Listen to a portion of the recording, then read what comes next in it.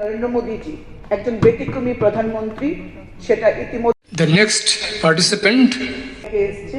তাদের সকলকে আন্তরিক শুভেচ্ছা এবং অভিনন্দন। আমাদের 18 জন ছেলে এবং 22 জন মেয়ে রয়েছে। মেয়েদের সংখ্যাগরিষ্ঠতা আজকের দিনে বেশি। মানুষকে একটা বার্তা দেবে। From the wisdom of Rigved and Samved to the world's longest written constitution, from Vaishali, the first republic of the world, to world's largest democracy, from Article 370 struggle to modern day Kashmir, from Babri Masjid to Bhavya Ram Mandir, and from a nation struggling for identity to a global leader, the constitution has paved the way for an inclusive and progressive Bharat. Today, as we stand on the threshold of 75 years of our nation, we celebrate not just a document, but the very soul of our nation. We, the people of India, these three words reflect the ultimate strength of the India's constitution, the embodiment of the collective will, unity in diversity, and democratic power. The constitution has derived its authority from the people, empowering every citizen with the right to shape their own future, ensuring justice, equality, and freedom. This phrase underscores that the real power lies with the people, making India a nation where voice of the common man defines the course of history. While 34% of the world is governed by democracy, India proudly accounts for 17% of its share. In the Eastern Hemisphere, India remains the undisputed leader, the one and only vibrant, consistent and sustainable democracy. Tripura, our beloved state, has been showing a shining example of progress, be it Matabari Pera or Risha getting GI tag, or be it the progress of Narkel Kunj or Mungiagami Elephant Camp. We have seen improvements in infrastructure, education, healthcare, tourism, transport, connectivity, ensuring that every citizen reaps the benefits of our national progress. Under the visionary guidance of our Honorable Prime Minister Shri Narendra Modi ji, Tripura has embraced modernity without losing touch with its rich cultural heritage. From General J.J. Jacob to Chief of Eastern Command General Jagjit Singh Arora, from the valiant Indian fighters to Dr. B.R. Ambedkar, today we pay our hearty respect for their sacrifice in this incredible journey. 26th of November 2024 marks the 75th year of the India's constitution. As we celebrate this milestone, along with the 7 fundamental rights and 11 fundamental duties, let's stay committed. Let's stay committed to our duties. Let's stay committed to our duties to shape a sharper tomorrow by upholding the values that defines our nation.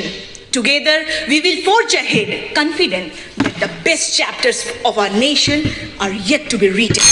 कानून ने दिया है हमें हक और फर्ज का जहान, कानून ने दिया है हमें हक और फर्ज का जहान, 75 साल में भारत ने छुआ हर आसमान. That's all I conclude. Thanks for the patience, thanks for hearing, thanks a lot. Jai Hind, Namo Namaha. participant is Shubroto. भारतीय संविधान के द्वारा भारत के नागरिकों के लिए मौलिक अधिकार को दिया गया है, जो है समानता के अधिकार जो अनुच्छेद 14 से 18 तक, स्वतंत्रता के अधिकार जो अनुच्छेद 19 से 20 तक, धर्मीय स्वतंत्रता के अधिकार जो अनुच्छेद 24 से 28 तक, शोषण के विरुद्ध अधिकार जो अनुच्छेद 23 से 26 तक, शिक्षा एवं संस्कृति के अधिकार जो अनुच्छेद 29 से 30 तक, और सर्वश्रेष्ठ जो है वो है संवैधानिक उपाचारों के अधिकार जो अनुच्छेद 32 से 35 तक भारतीय संविधान में जोड़ा गया है. इसके साथ साथ साल 1976 में 42वें संविधान संशोधन अधिनियम के द्वारा भारतीय संविधान में 11 मौलिक कर्तव्यों को जोड़ा गया है, जो है हमारी भारतीय संविधान की पालन करना, उनकी राष्ट्रीय ध्वज और राष्ट्रीय संगीत की मानना करना, इसके साथ साथ उन महान आदर्शों को संजोना और उसकी पालन करना, भारतीय नागरिकों के बीच एकता और अखंडता को बजाय रखना, हमारे देश की रक्षा करना यानी राष्ट्रीय सेवा पर प्रश्न पूछना, भारत के नागरिकों के बीच राष्ट्रीय, क्षेत्रीय, धर्मीय, भाषीय और सांप्रदायिक भेदभाव को दूर करना, हमारे भारत की संस्कृति की विरासत को मर्यादा दिया गया है और उसकी संरक्षण किया गया है, वनों, शिलों, नदियों, वन्य प्राणी के सहित प्राकृतिक पर्यावरण की रक्षा करना और इसके साथ साथ भारत में वन्य प्राणी के प्रति दया प्रदान करना, वैज्ञानिक दृष्टिकोण, मानविकतावाद के अधिकार को रक्षा करना, सार्वजनिक संपत्ति की रक्षा करना और इसके साथ हिंसा से दूर रहना, भारत को प्रयास की और आगे तक ले जाना और हमारे देश भारत में 14 वर्ष के आयु के बीच सभी बच्चों को शिक्षा प्रदान करना. इन 11 मौलिक कर्तव्यों को पिछले 75 वर्ष प्रश्न भारतीय संविधान में जोड़ा गया है। इसके द्वारा हमारा ये देश भारत और प्रगति की और आगे बढ़ रहे हैं। इसके साथ साथ हाल ही में 17 दिसंबर 2024 को संसद के शीतकालीन सत्र के दौरान लोकसभा में वन नेशन वन इलेक्शन के लिए 129वें संविधान संशोधन बिल पेश किया गया है, जिसके द्वारा भारत प्रगति की और आगे बढ़ेगा। क्योंकि जब हमारे मन में हो एक विकसित भारत की ख्वाब, तो क्यों ना हो एक राष्ट्र एक चुनाव। ऐसे ही भारत में भारतीय संविधान में भारत को प्रगति की और आगे तक ले जाएगा। यही सोच व्यक्त करते हुए मैं राष्ट्र प्रथम सदैव प्रथम ये सोच लेकर अपने संक्षिप्त भाषण को समाप्त करती हूँ। धन्यवाद। जय हिंद, जय भारत। जहाँ से अच्छा হিন্দু সীতা হামারা। প্রত্যেকটি মানুষের জীবনে এমন একটি দিন আসে, এমন একটি বছর আসে যারা আমার হৃদয়কে উদ্বেলিত করে, বুকটা গর্বে ফুলে ওঠে, বারবার বলতে ইচ্ছে হয় আমি স্বাধীন ভারতের স্বাধীন জনগণ। আজ আমাদের সংবিধানের 75 বছরে এসেছি। এই সংবিধান শুধুমাত্র একটি আইনি দলিল নয়, এই সংবিধান ভারতীয় সংস্কৃতির প্রতিচ্ছবি। আমাদের সংবিধান যেখানে বসুধৈব কুটুম্বকম পৃথিবী একটি পরিবার এর মতন মহান দর্শন রয়েছে, সেখানে সংবিধান প্রতিফলিত হয়। আমাদের সংবিধান আমাদের গর্ব। এই সংবিধান বিশ্বের মধ্যে সবচেয়ে জনবহুল এবং বৃহত্তম গণতান্ত্রিক দলিল। এই সংবিধান আমাদেরকে বিভিন্ন রকম অধিকার প্রদান করে, যেমন স্বাধীনতার অধিকার, জীবনযাপনের অধিকার, পরিবেশ রক্ষার অধিকার, সেই সমস্ত অধিকার যা আমাদের জীবনের মর্যাদাকে গুরুত্বপূর্ণ করে তোলে। এই অধিকার আমাদের কিছু কর্তব্য শিখাইছে, যে কর্তব্যগুলি হলো পরিবেশকে রক্ষা করা এবং সমাজকে শান্তিপূর্ণ বজায় রাখা। এই ভারসাম্যই সংবিধানকে অনন্য করে তুলেছে। আজ আমি এই 75 বছরের ইতিহাসে যেতে চাই না। আজকে এই অনুষ্ঠানে যারা উপস্থিত সকলেই 25 বছর বা তার ঊর্ধ্বে, সেই ইতিহাস তার জানা আছে। আমি বিগত 10 বছরে আমাদের প্রধানমন্ত্রীর নেতৃত্বে কেন্দ্রীয় সরকার যে সংবিধানকে উচ্চ শিরায় নিয়ে গেছে, তার জন্য তাকে ধন্যবাদ জানাই। আয়ুষ্মান ভারতের মাধ্যমে লক্ষ লক্ষ গরিব মানুষকে বিনামূল্যে চিকিৎসা প্রদান করে আমাদের জীবনের অধিকারকে তিনি সুরক্ষিত করেছেন। স্বচ্ছ ভারত অভিযানের মাধ্যমে পরিচ্ছন্নতাকে জন আন্দোলনের রূপ দিয়েছেন, যা সংবিধানের সেই পরিবেশ রক্ষার আহ্বানের সঙ্গে সামঞ্জস্যপূর্ণ। উজ্জ্বলা গ্যাস দিয়ে মহিলাদের সময় এবং স্বাস্থ্যের রক্ষা করেছেন, যার নারীর ক্ষমতায়নের সঙ্গে যুক্ত। কেন্দ্রীয় সরকারের এই গুরুত্বপূর্ণ প্রকল্পগুলি সংবিধানের লক্ষ্য, ন্যায়, সামাজিক ন্যায়, অর্থনৈতিক উন্নতি এবং গণতান্ত্রিক মূল্যবোধকে রূপ দেয়। অধ্যক্ষ মহোদয়, আমি বলতে চাই, কিন্তু বন্ধুরা, আজকের এই দিনে আমরা সরকার যতই এগিয়ে যাচ্ছে, কিন্তু আমরা জনগণ হিসাবে আমাদের কর্তব্য করছি না। স্বচ্ছ ভারতের ডাক দেওয়া সত্ত্বেও আমরা রাস্তায় আবর্জনা ফেলি, পরিবেশকে নষ্ট করি। ভোটাধিকারের অধিকার থাকলেও আমরা ভোট দিতে যাই না। আমরা সরকারের সেই দুর্বলতাকে প্রকাশ করি এবং তার সঙ্গে আমরা কি করি? আমরা শিক্ষার অধিকার থাকা সত্ত্বেও আমরা আমাদের সন্তানদেরকে শিক্ষা কেন্দ্রে পাঠাই না, কাজে লাগাই। এই দায়িত্বহীনতা সংবিধানেরকে ক্ষতিগ্রস্ত করে, গণতন্ত্রের ভিত্তিকে দুর্বল করে, যা পরবর্তী সময়ে আমাদের এই অবহেলার কারণে সংবিধানের কাছে এবং দেশের প্রগতির কাছে আমরা বাধা হয়ে দাঁড়াই। সংবিধানের জনক ডক্টর বি.আর. আম্বেদকর বলেছিলেন, সংবিধান যতই ভালো হোক না কেন, যদি তাকে বাস্তবায়নের লোক ভালো না হয়, তাহলে এই সংবিধান খারাপ প্রমাণিত হবে। আসুন এই 75 বছরে আমরা শপথ নেই এবং কেন্দ্রীয় সরকারের সেই সাফল্যকে সমর্থন করার জন্য আমরা এগিয়ে আসি। আমার প্রধানমন্ত্রী সেই বিকশিত ভারতের স্বপ্ন 2047 সাল, এই স্বপ্ন আমার না, আমার প্রধানমন্ত্রী না, এই স্বপ্ন সারা ভারতবাসীর, সেটাই যাতে সফল হয়। ধন্যবাদ, নমস্কার। বিষয়টা হচ্ছে, বক্তব্যের টপিক হচ্ছে 75তম পদচলা নিয়ে ভারতের সংবিধান। ভারতের সংবিধান হচ্ছে বিশ্বের বৃহত্তম লিখিত সংবিধান। এই সংবিধান আমাদের দিয়েছে 6টি মৌলিক অধিকার এবং কতগুলি কর্তব্য। কিন্তু মহোদয়, এখানে কথা হচ্ছে আমরা আমাদের অধিকার ভোগ করতে গিয়ে আমরা অনেক সময় আমাদের যে ইয়েগুলি আছে, তা কর্তব্যগুলি আছে, তা আমরা ভুলে যাই।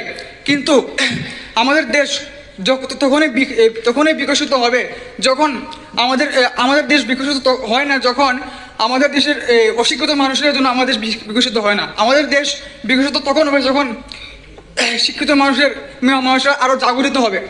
তাদের চোখ বুঝে থাকার কারণে আমাদের দেশ বিকশিত হয় না। আমাদের দেশ তখনই বিকশিত হবে যখন আমরা স্বামীজিকে পড়ার বদলে ওনাকে বোঝার চেষ্টা করব। আমাদের দেশ তখনই বিকশিত হবে যখন আমরা অরঙ্গজেবকে পড়ার বদলে আমরা মহারাজ ছত্রপতি শিবাজী মহারাজকে আমরা পড়ব। তো আমাদের এই সংবিধান আমাদেরকে এই শিক্ষা দেয় যে অধিকার আমাদেরকে ক্ষমতায়ন করে, কিন্তু আমাদের এই যে কর্তব্য আমাদের কি করে আমাদের একটি ভালো নাগরিক হতে সাহায্য করে। এই 75তম অগ্রগতি সম্পর্কে বলতে গিয়ে আমি বলতে চাই যে আমাদের দেশ প্রযুক্তি ও বিজ্ঞান বিভাগে মহাকাশ জয় করেছে। আমরা দুবার চাঁদে গিয়েছি, আমরা মঙ্গল অভিযানও কমপ্লিট করেছি। আমি এই দেশের মধ্যে আমি পুলওয়ামা যে ঘটনাটা হয়েছে আমি তারও সাক্ষী হয়েছি, যা শুনলে আমার গা আজও শিহরে ওঠে। আমাদের দেশে আমরা করোনার মতো মহামারীর শিকার হয়েছি, এবং এই করোনা থেকে বেরিয়ে এসে আমরা এক শক্তিশালী ভারত গড়ে তুলতে আমরা দেখেছি। আমি আমার এই দেশের প্রধানমন্ত্রী নরেন্দ্র মোদীর মতো প্রধানমন্ত্রী দেখেছি, যিনি আমাদের যুব সমাজকে এত বিশ্বাস করেন এবং আমাদের 2047-এর মধ্যে আমাদের দেশকে বিকশিত করার স্বপ্ন দেখেছেন। আমি আমাদের দেশের মধ্যে এমন খেলোয়াড় দেখেছি যারা পা ছিল না, তবুও আমাদেরকে গোল্ড মেডেল এনে দিয়েছেন। হ্যাঁ, আমি মুরলীকান্ত পেটকারের কথা বলছি। সুখ দুঃখে সময় কিতবা লাভা লাভো জয়া জয় তত্ত্বস্ব নেবম পাপ প্রবাসী। যখন আমরা সুখ দুঃখে না ভেবে জয় পরাজয়কে জিতিয়ে যখন আমরা দেশের কথা ভাববো, তখনই আমরা কিছু করতে পারবো। আমাদের স্বামীজি এবং আমাদের ডক্টর বি.আর. আম্বেদকর যে আমাদের স্বপ্ন দেখেছেন তা হয়তো আজ অন্ধকারের দিকে চলে যাচ্ছে, কিন্তু আমরা যদি আজ যুব সমাজ প্রতিজ্ঞা করি যে আমরা নেক্সটে আরো ভালো কিছু কাজ করবো, আমাদের এই দেশকে বিশ্বের সামনে বিশ্বগুরু হিসেবে তুলে ধরবো, তো আমাদের অবশ্যই এই প্রতিজ্ঞা করতে হবে যে আমরা এই কাজ করবো। তো নমস্কার, আমি আর কিছু বলবো না। আমার এবং যুব जान के बारे में रियल मायने में इनको जानना चाहिए। उसके बाद जो इलेक्शन अब राउंड द मैंने ईयर हम लोग 5 साल के लिए निर्वाचित होते हैं, और 5 साल में कितना वन इलेक्शन वन नेशन, ये भी टॉपिक्स दिए, और ये सब लेके क्या क्या समस्या होता है। ये अगर 5 साल में आप खाली इलेक्शन में विभिन्न टाइम में विभिन्न इलेक्शन होता है, उसमें कोड ऑफ कंडक्ट के कारण हम लोग काम आगे नहीं बढ़ाते, ये भी टॉपिक्स दिया। अब देखिए ये टॉपिक्स और जो देश का जो समस्या है, राज्य का जो समस्या है, ये लेके यहाँ पर बात करें तो इससे इनको भी अच्छा लगेगा, और इनका जो सोच है ये राज्य और देश के लिए भी अच्छा रहेगा और देश आगे बढ़ेगा। यहाँ से 3 पार्टिसिपेंट्स विल बी सिलेक्टेड, और जूरीज भी यहाँ पर अभी हमारे ही MLA जूरीज है, माननीय स्पीकर भी थे, तो यहाँ से सिलेक्शन होगा। This 3 peoples will be our representative from Tripura. इसे देखिए अभी हर जगह में बहुत अच्छा काम कर रहा है, यूथ बहुत अच्छा खेल कूद में बहुत अच्छा कर रहा है, और यूथ एंड स्पोर्ट्स डिपार्टमेंट इनको अभी इस आज का जो प्रोग्राम है, ये जो प्लेटफॉर्म, आप सोचिए जो ये कभी सोच भी नहीं सकते थे असेंबली में ये आ सकते हैं, तो वहाँ पर ये लोग बैठे हैं। तो मैं इन लोगों को शुभेच्छा देना चाहता हूँ, और माननीय प्रधानमंत्री जी को मैं धन्यवाद देना चाहता हूँ। Thank you sir. आप लोग जानते हैं जो 2047 में विकसित भारत जो निर्माण करना है, प्रधानमंत्री जी का संकल्प है। तो आज के जो युवा है, हम युवा भारत बोलते, न्यू इंडिया बोलते, तो न्यू इंडिया का स्वरूप क्या होगा। उच्च युवा जो है, आज के जो युवा है, जो स्कूल स्टूडेंट कॉलेज स्टूडेंट है, उनका नज़र में दुनिया कैसे होना चाहिए और देश का विकास कैसे होना चाहिए, उस विषय के ऊपर उनका क्या थॉट है वो रखेंगे आज के ये यूथ पार्लियामेंट में।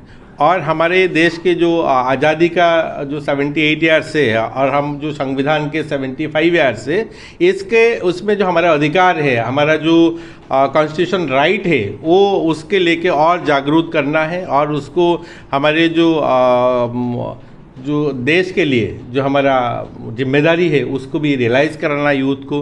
तो उसके ऊपर ये आज के डिबेट है, और यहाँ से 3 लोग सिलेक्ट होगा।